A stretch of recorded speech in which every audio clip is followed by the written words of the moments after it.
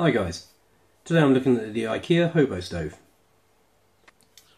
So you simply get one of these strainers from IKEA and you can get a couple of bolts like this so you can put through the bottom to make legs for it. And that would be it, that would be your stove. No tools required or anything. But it'd be quite top heavy with these. And I want to give it a bit more of a broader base at the bottom. So instead of bolts through the base, I'm going to attach some cheap hooks like this one to the sides. As you can see there, that protruding out from the side like that gives it a greater surface area, so it should be sturdier.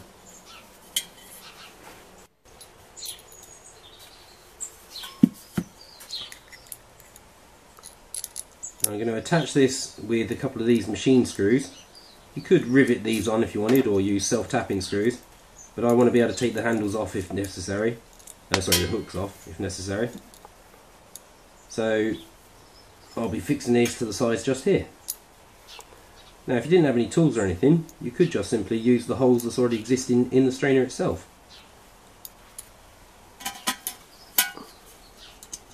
But because the holes on the hook are set off centre from each other, it means that your hooks wouldn't be vertical, but they'd still work because there's two of them, so it'd have plenty of strength and wouldn't move around too much. So I'll just bolt a couple of these on now, and you'll see what I'm on about.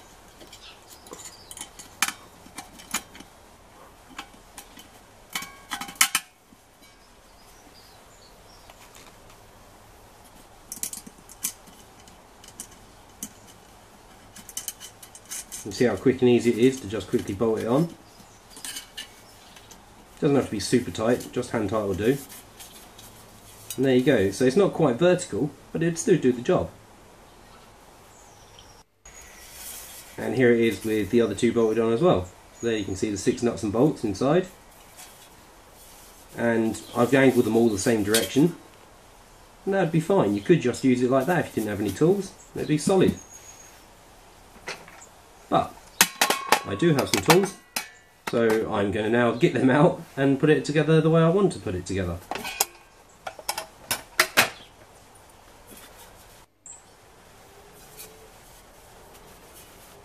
Now the idea is to make an opening for fuel to go in, a bit like this on my Swiss Army cooker. And then that way then, whilst it's in operation, if your pan covers the whole top, by cutting in amongst these holes here, you can make an opening you can feed sticks through to keep feeding your fire. Like I say, you can cut this with tin snips or hacks or anything. I happen to have this cheap grinder with this attachment that I got from Lidl, so I'm going to use that. It's going to be a bit loud, so I'll just turn the background noise down here a bit.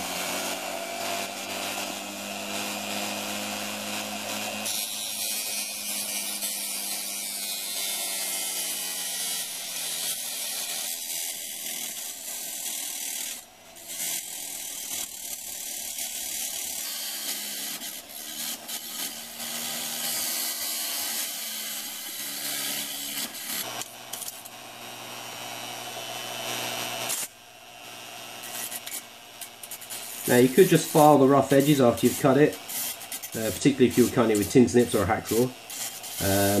But because I've got this attachment, I can just put one of these pads on and I can just round them all off. And that way then there shouldn't be any harsh edges to catch your fingers on.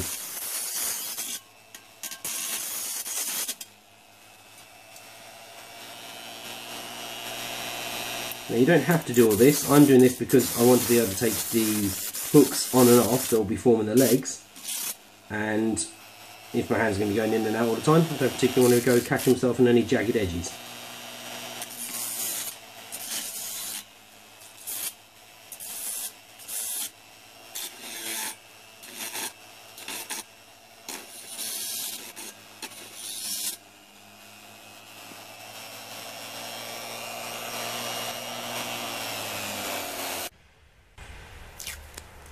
Now I'm going to mark where I'm going to put the hooks on to form my legs with a bit of masking tape. And this do two functions. One, it lets me know roughly where I want them and I can move the tape around until I'm happy with positioning. Two, it then gives me something that I can mark on for my holes that I'm going to drill. which is a bit easier to mark on the masking tape than it is straight onto the steel itself. And 3, when I'm drilling the holes, it will give purchase to the drill bit to stop it moving around too much. So you can see here I'm going to have them roughly equal distance apart. I'll just get a hook. Make sure the pen works, very good. Now, line this up where I want it to be, which is roughly there, and then there would be better actually, I think. And then I'll just simply mark where the holes are. And then I can get a 5 or 6mm bit and then drill through them. What I'll do is I'll just make sure that all of them are at the same height, so my legs are at the same height. So rather luckily that's 14 centimetres to the top hole. So now I'll just mark 14 centimetres on the other bits of tape.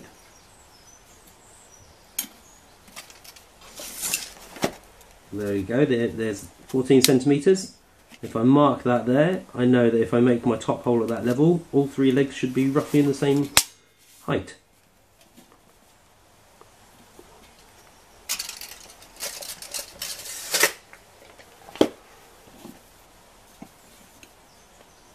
There's my mark in the top hole. Just fill that out and mark the second one.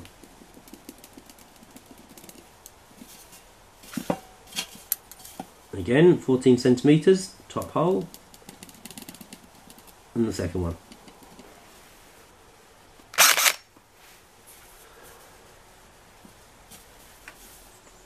Now, like I said, if you didn't have a drill, you could just use some of the existing holes that are there. It would have been just as functional. I'm just doing this because I think it will make it a bit sturdier and a little bit neater.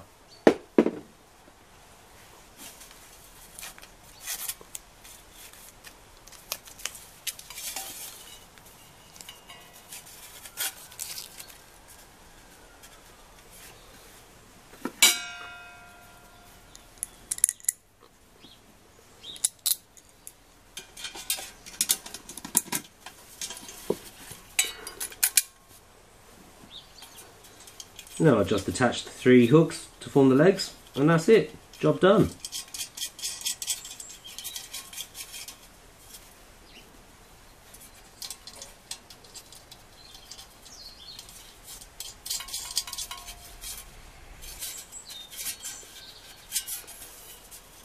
There you go, that is my IKEA Hobo stove.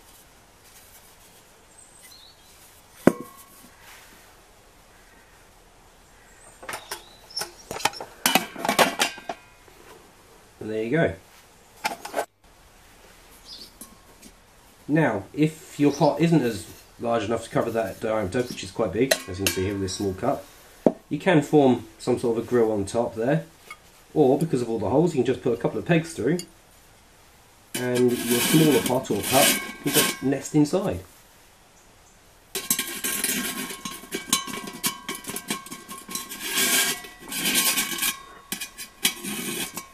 As you can see, you can move them about quite easily. And there you go. Job's good.